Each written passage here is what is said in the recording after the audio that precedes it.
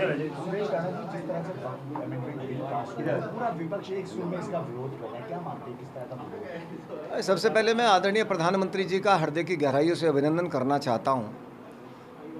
माननीय गृह मंत्री जी का अभिनंदन करना चाहता हूँ और तमाम उन सांसदों का अभिनंदन करना चाहता हूँ जिन्होंने बहुत मजबूती के साथ सदन में जनता के हित को देखते हुए, लोगों के हित को देखते हुए, राष्ट्र हित को देखते हुए इस अमेंडमेंट पर सुझाव दिए।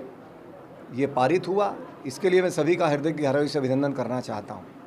जहाँ तक विपक्ष की बात है, आपने देखा होगा जब माननीय गृह मंत्री जी एक एक सांसद के साथ वार्ता कर रहे थे, एक एक सांसद से उनके सवालों का मजबूती के साथ जवाब दे रहे थे, एक एक सांसद की क्वेरी का जवाब दे रहे थे।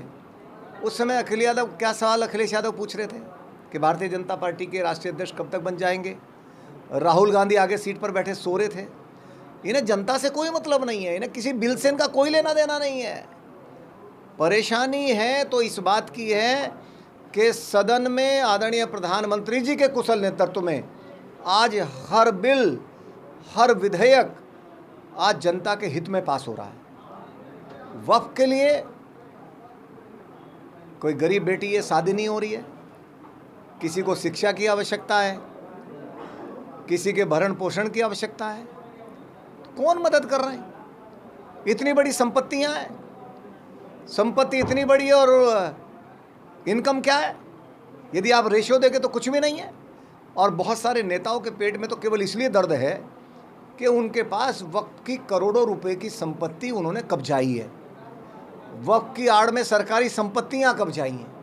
तो आदरणीय प्रधानमंत्री जी का मैं हृदय से अभिनंदन करना चाहता हूं कि उन्होंने हर समाज के हित का ख्याल रखा।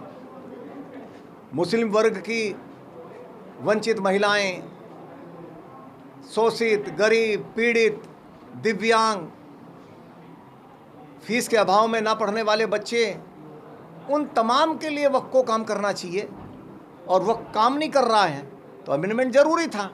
और ये परिवर्तन, ये युग परिवर्तन है, ये नया परिवर्तन है और ये मोदी के युग का देश है। ये वो देश है जिसकी धमक आज पूरी दुनिया के अंदर है और उसका कारण यही है कि उनकी दृष्टि देश के विकास पर है, उनकी दृष्टि आम जन के विकास पर है, उनकी दृष्टि हर वर्ग के विकास पर है।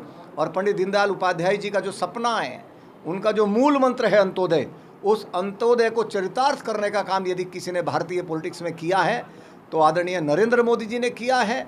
और ये बिल भी उन तमाम मजलूमों का, गरीबों का, शोषित वंचित लोगों का, जिनके नाम पर करोड़ों की संपत्ति को हड़पा गया है, उन तमाम लोगों के हित में ये बिल काम आएगा, ऐसा पूरे देश को पूरा विश्वास है।